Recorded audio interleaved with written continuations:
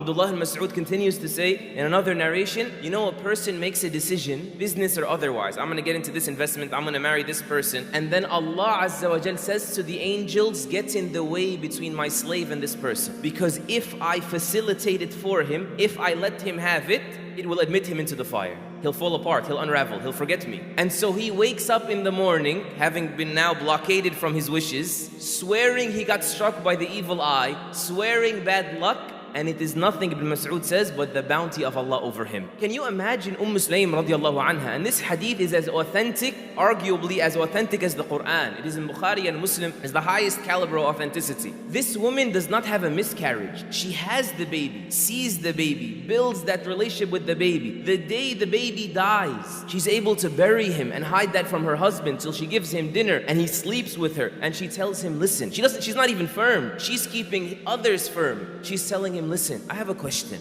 If somebody were to lend somebody something and then ask for it back, does the second party have the right to keep it, to withhold it? He said, never, that's not right. She said, then anticipate the reward for your baby. Allah has called back what He lent you. How does somebody pull that off in 24 hours? How does a mother do that? You know, Abdullah ibn Abbas, he says, when my father, the uncle of the Prophet ﷺ, Abbas ibn Abdul Muttalib, when my father died, nothing soothed me like the statement of a Bedouin man who came to me and said, better than your father for you is your reward for him, the reward for putting up with the loss of your father. And Allah is better for your father than you are. You know Imran ibn Husayn radiallahu ta'ala anhu, Ibn Hajar said it's been confirmed that Imran ibn Husayn spent the last 30 years of his life in bed, not able to stand or even sit up. You know what that does to a person?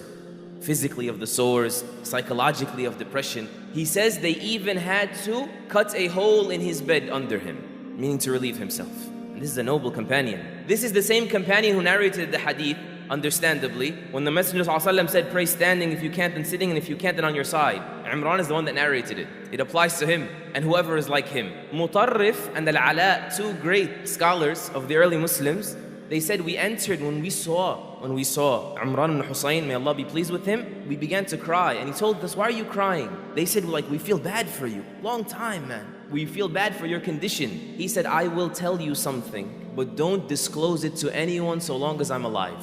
The angels come to me, and they greet me, and they reassure me, and I could hear their greetings. And so I knew, because so much good came out of my distress, that this was in fact good for me. It made me realize that. It locked me on that. And so whatever is dearer to him is dearer to me. Urwa ibn Zubayr radiallahu anh was the son of Zubayr ibn Awam, right? The defender of the Prophet sallallahu alaihi wasallam. When he traveled to Damascus, gangrene began eating and spreading in his body, and they had to cut off one of his limbs. And so they gave him some intoxicant so he wouldn't feel the pain. And he said, I will never seek aid in what Allah destines on me using what Allah forbid for me. The Prophet ﷺ said, wine is not medicine. He said, just cut.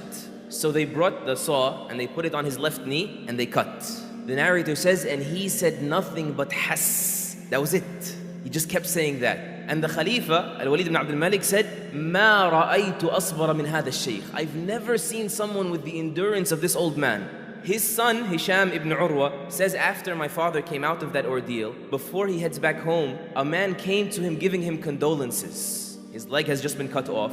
They put it in a basin to bury it. And he says to his leg, you know that I never used you to walk to the disobedience of Allah. Look what a mindset. And then this man comes to give him condolences in that moment. And he says to him, listen, if you're coming to feel sorry for me, I'm already awaiting the reward for this from Allah. I mean, don't mess with my head. Leave me alone. Don't feel bad for me. I don't feel bad. He said, I'm not coming about your leg. I'm coming about your son, Muhammad. He said, what about him? He said, he fell into the stable, your stable at home, or where your horses were, and the horses tramped on him and they killed him. And he said, oh Allah, you've given me 4 limbs and only taken away 1. And you've given me 7 children or 9 children and you've only taken away 1. You know that the day you have problems, you have so many more days when things were going your way. And that the fact that we only remember the day of our problems is a skewed perspective that means that the heart